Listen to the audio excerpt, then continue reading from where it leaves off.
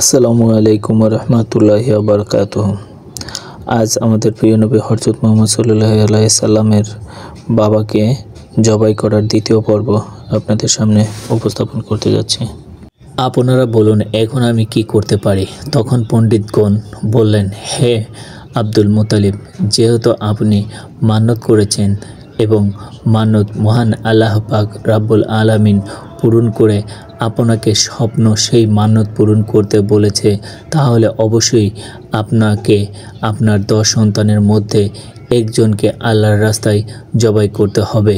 পণ্ডিতগণের কথা শুনে Abdul Muttalib অত্যন্ত চিন্তিত এবং পেরেশানি পড়লেন। তিনি কি করবেন কিছুই ভেবে পাচ্ছিলেন না। তার 10 সন্তানের মধ্যে কাকে জবাই করাবেন তাই নিয়ে ভেবে পাচ্ছিলেন না, কারণ তার 10 সন্তানই তার কাছে প্রিয় ছিলেন। তারপর তিনি কোনো উপায় না পেয়ে পরের দিন তার সন্তানদেরকে ডাকলেন। আব্দুল মুত্তালিবের বড় সন্তান ছিলেন আব্বাস রাদিয়াল্লাহু আনহু। আর আব্দুল মুত্তালিব প্রথমে তাকে বললেন, হে আমার পুত্র, আমি মান্নত করেছিলাম যে জমজম কূপ থেকে পুনরায় পানি বের হলে আমি আমার 10 সন্তানের মধ্যে একটি সন্তানকে আল্লাহর রাস্তায় জবাই করে দেব। এখন আমি কি করব? এখন তুমি কি আমার সেই মান্যতটি পূরণ করবে? তখন আব্বাস রাদিয়াল্লাহু আনহু বললেন, আব্বাজান, এই কেমন মান্যত? আমি আপনার এই মান্যত পূরণ করতে পারবো না। আপনি আপনার অন্য সন্তানের মান্যত পূরণ করতে বলুন। রাসূলুল্লাহ সাল্লাল্লাহু আলাইহি ওয়াসাল্লামের দাদা আব্দুল মুত্তালিব তার দ্বিতীয় সন্তান আমির হামজাকে বললেন, হে পুত্র, তুমি আমার মান্যত পূরণ করো।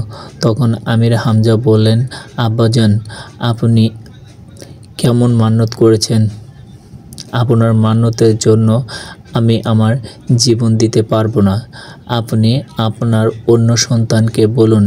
এইভাবে আব্দুল মুত্তালিব একে একে সব সন্তানকে বললেন, কিন্তু কেউ এতে রাজি হলেন না। বাকি ছিল তার একটি সন্তান, সেটি হলেন তার সবচেয়ে ছোট সন্তান, যার নাম ছিল আব্দুল্লাহ। তিনি ছিলেন রাসূল সাল্লাল্লাহু আলাইহি ওয়াসাল্লামের পিতা এবং আব্দুল মুত্তালিবের সবচেয়ে প্রিয় সন্তান। আব্দুল মুত্তালিব আব্দুল্লাহকে অনেক স্নেহ এবং আদর যত্ন করতেন এবং তাকে অধিক পরিমাণ ভালোবাসতেন। যখন আব্দুল মুত্তালিবের কথা তার 9 সন্তান ছেলে রাজি হলেন না, তখন আব্দুল মুত্তালিব অত্যন্ত চিন্তিত হয়ে পড়লেন। আব্দুল্লাহ তার পিতা চিন্তিত মুখমণ্ডল দেখে বললেন, আব্বাজান, আপনার কি হয়েছে? আমি তো কিছুই বুঝতে পারছি না।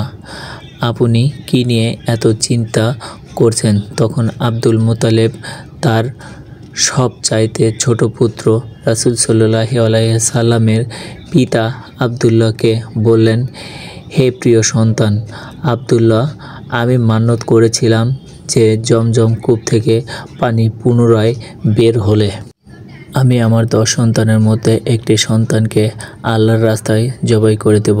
কিন্তু 10 সন্তানের মধ্যে হয়তো কেউ আমার মান্যত পূরণ করার জন্য রাজি হলেন না এবং আল্লাহ পাক রাব্বুল আলামিন বলেছেন, হে আব্দুল মুত্তালিব, তুমি যদি তোমার 10 সন্তানের মধ্যে হইতে একটি সন্তানকে আল্লাহর রাস্তায় জবাই না করো, তাহলে তোমার 10 সন্তান মৃত্যুবরণ করবে এবং পবিত্র জমজম কূপের পানি পুনরায় বন্ধ হয়ে যাবে, এমনকি চিরদিনের জন্য সেই পানি ওঠা বন্ধ হয়ে যাবে।